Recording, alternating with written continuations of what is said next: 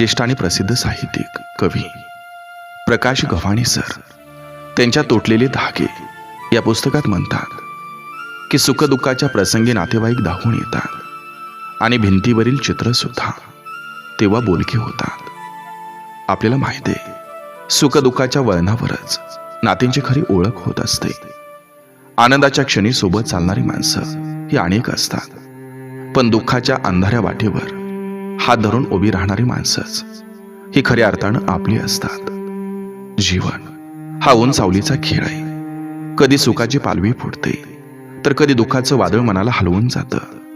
मग अशा वेळी संपत्ती, पद, प्रतिष्ठा यापेक्षा माणुसकीची ओघ ही अधिक मोलाची ठरत असते.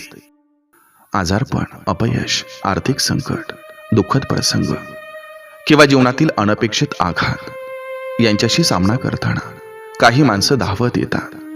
त्यांच्या शब्दात औषध नसतं, पण आधार असतो. त्यांच्या हातात जादू नसते, पण मायेची ताकद असते. ते अश्रू पुसतात, धीर देतात आणि मनाला पुन्हा उभं राहण्याचं बळ देतात. कारण दुःख वाटून घेणारी माणसं हे देवानं पाठवलेल्या आशेच्या किरणासारखी असतात. श्रोतेहो, आपल्याला माहिती आहे, आनंदाचं क्षण प्रत्येकाला आवडत असतात. लग्न सोहळा असो, वाढदिवस असो, यशाचा उत्सव असो किंवा नवीन सुरुवात असो, यामध्ये सुरुवातीला नात्यांची गर्दी असते.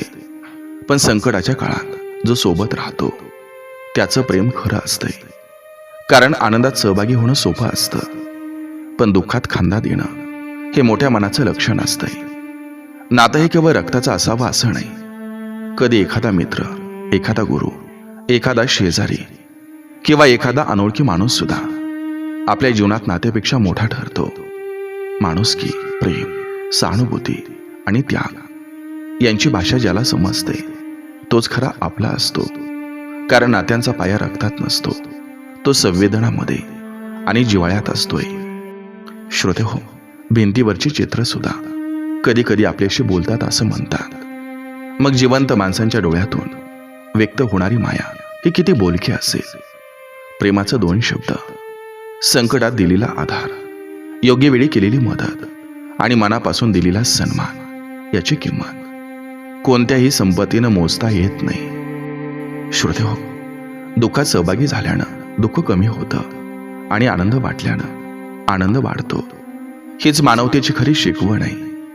दुसऱ्याच्या डोळ्यातील अश्रू पुसणारा हात हा परमेश्वराच्या चरणांना स्पर्श करणाऱ्या हाता इतकाच पवित्र असतोय. कारण परोपकार, सहानुभूती आणि प्रेम या भावनाच माणसाला माणूस बनवत असतात. समाज हा विटा दगडाने नव्हे तर माणसांच्या परस्पर प्रेमानं उभा राहतो. एक धागा सुखाचा आणि 100 धागं दुःखाचं असलं तरी त्या सर्व धाग्यांना जोडून ठेवण्याचं सामर्थ्य हे नात्यामध्ये असतंय.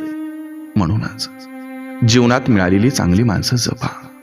कारण संपत्ती हरवली तर पुन्हा मिळू शकते, पण माणुसकी जपणारी माणसं हरवली तर त्या रिकाम्या जागेची भरपाई ही कधीच होत नाही.